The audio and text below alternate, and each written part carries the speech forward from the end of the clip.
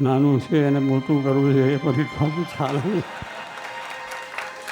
એટલે હવે તો દેખ્યું છે કે તમે બધા તો કાયમનો પીળો વાતો છે. હું આજે જોયો તમને થયું ગમે કે કરવા જેવું તો ખરું જ.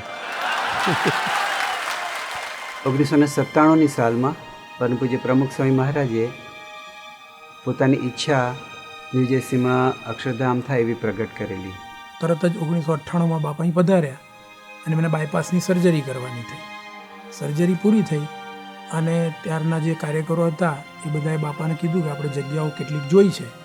તો બાપા પોતે તૈયાર થઈ ગયા. બાયપાસ પછી બીજો કોઈ માણસ હોય તો આરામ કરે, પણ બાપા પોતે 40-50 માઇલ દૂર પણ જગ્યાઓ જોવા માટે પોતે પધારેલા. એ આપણે એવું કહી શકીએ કે બાપાનું એક સંકલ્પની પ્રતીતિ કહેવાય.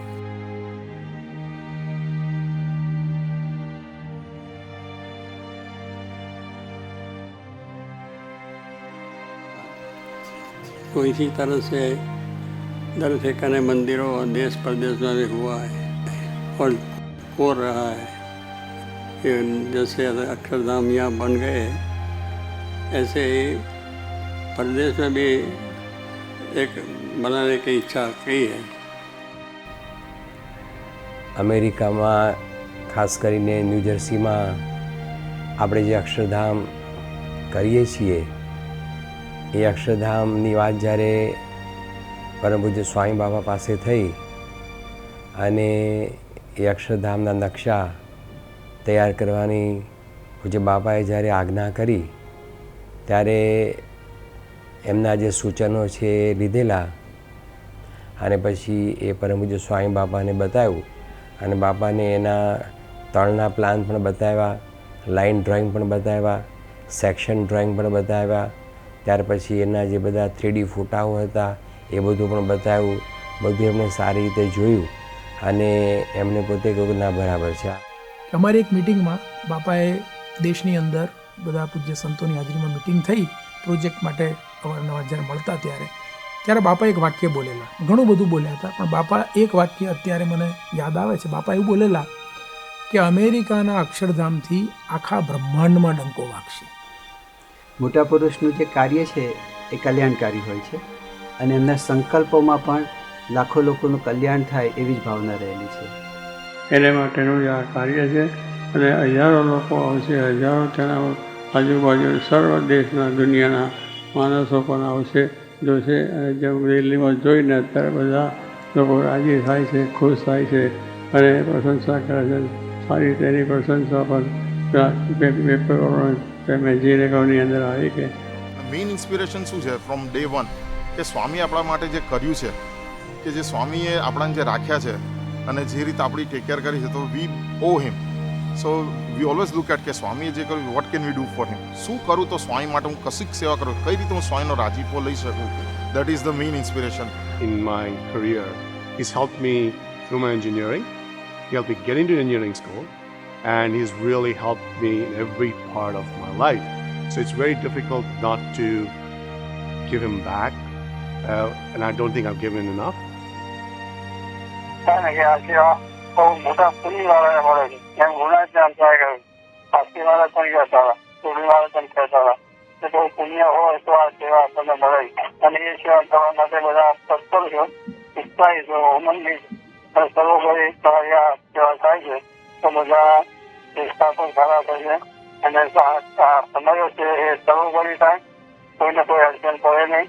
બધો વિધિ પણ સારો થઈ જાય અને ત્યાં રમવાનું રહેવાનું વ્યવસ્થિત જે બધું તે પણ સારું થઈ જાય અને ધામધૂમથી આ ઉત્સવ થાય અને ત્યાં આખા અમેરિકામાં પણ એની બધાને દાન થઈ જાય. હવે ખાવાનું છે અને બધું સારું છે. મુંબઈથી અક્ષરધામ શિલાન્યાસ નિમિત્તે લાઈવ આપણને આશીર્વાદ આપ્યા હતા. એ આશીર્વાદ આપણે બધા સ્મૃતિ કરીએ તો એની અંદર બાપા એવું બોલ્યા હતા કે તમે બધા સંપ સુરતભાવ એકતા રાખી અને આ સેવા કરો છો તો આ સેવા જે કરો છો એ બહુ સારી થઈ છે અને આગળ જતાં પણ ખૂબ સારી થશે.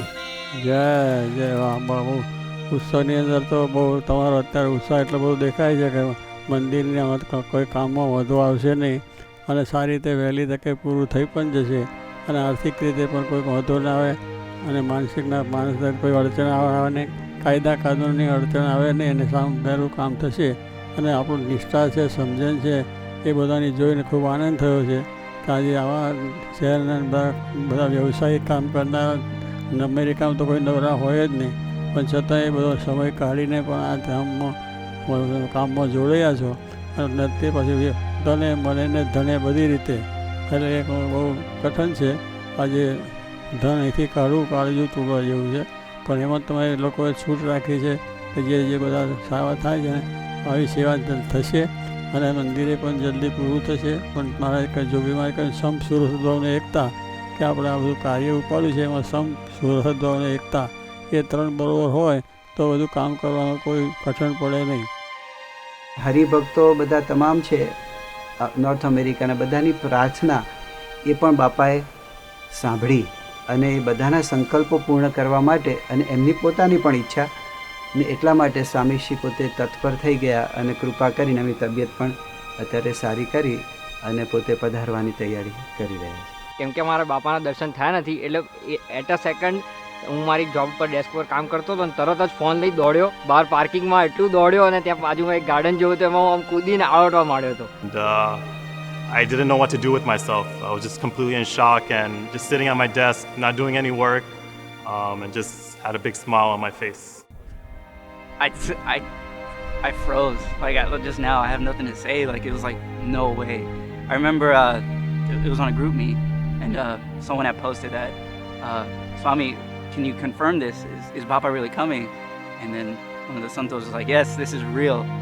कि इतने उम्र पर इतनी वो हमारी चिंता कर रहे हैं या हमको याद कर रहे हैं गुरु, तो हमें गुरु को राजी करने के लिए प्रमुख स्वामी की जो हम रहा है वो रहा ये है कि मंदिर की प्रतिष्ठा का जो कार्य है, मंदिर का जो कार्विंग का कार्य है वो हम जल्दी से जल्दी और अपनी हार्दिक इच्छा है कि पूर्ण रूप से हो और हमें प्रमुख स्वामी का आशीर्वाद और दर्शन की प्राप्ति की अभिलाषा है.